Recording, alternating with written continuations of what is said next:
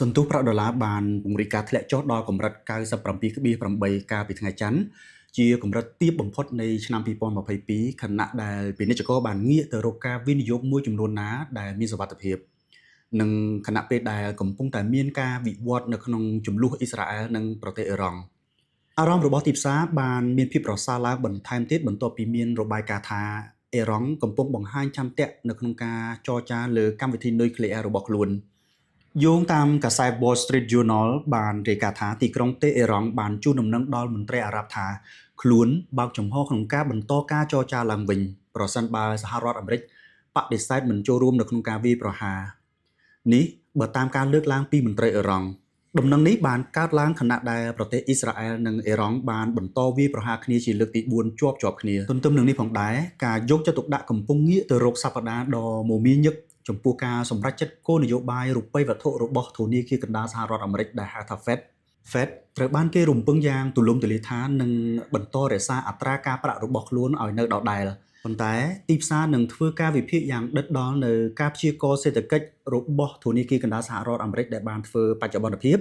ជាពិសេសសម្រាប់ការយល់ដឹងបន្ថែមអំពីរបៀបដែលអ្នកបង្កើតគោលនយោបាយរូបិយវត្ថុរបស់ Fed មើលឃើញអំពីផលប៉ះពាល់សេដ្ឋកិច្ចដ៏ទូលំទូលាយនៃគោលនយោបាយរបស់លោកប្រធានាធិបតីដូណាល់ត្រាំ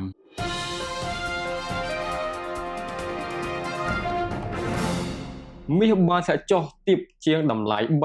$3,400ក្នុងវីអនកាលពីថ្ងៃច័ន្ទបន្ទាប់ពីការធ្វើតេស្តកម្រិតខ្ពស់បំផុតនៅតម្លៃ$3,450កាលពីដើមសប្តាហ៍នេះខណៈដែលមានការថមថយនៃការព្រួយបារម្ភអំពីអរិភាពរវាងអ៊ីស្រាអែលនិងអ៊ីរ៉ង់ធ្វើឲ្យធ្លាក់ចុះតម្រូវការទ្រព្យសម្បត្តិដែលមានសុវត្ថិភាពនេះរបាយការណ៍បានបង្ហាញថាក្រុងតេហ៍អ៊ីរ៉ង់មានឆន្ទៈក្នុងការចាប់ផ្ដើមកិច្ចចរចានុយក្លេអ៊ែរឡើងវិញជាមួយសហរដ្ឋអាមេរិក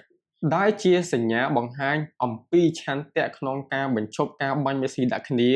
រយៈពេល4ថ្ងៃបន្ទាប់ពីការចាប់ផ្ដើមការវាយប្រហារតាមផ្លូវអាកាសព័ត៌មាននេះបានពង្រឹងអារម្មណ៍របស់ទីផ្សារមាសឲ្យមានការធ្លាក់ចុះខណៈដែលចំនួនរហូតមកដល់ពេលនេះបានបញ្ជាការវាយប្រហារហេដ្ឋារចនាសម្ព័ន្ធសំខាន់ៗសម្រាប់ទីផ្សារថាមពលពិភពលោកក្នុងពេលនេះធនាគារកណ្ដាលត្រូវបានគេរំពឹងថានឹងរក្សាអត្រាការប្រាក់របស់ខ្លួនមិនផ្លាស់ប្ដូរក្នុងសប្តាហ៍នេះ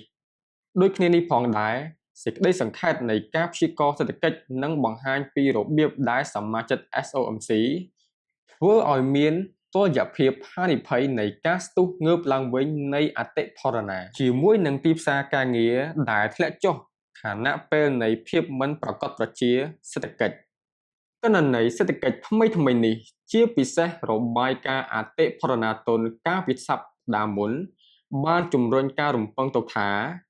ធនាគារកណ្ដាលអាចចាប់ផ្ដើមបន្ធូរបន្ថយគោលនយោបាយនៅដើមខែកញ្ញានេះ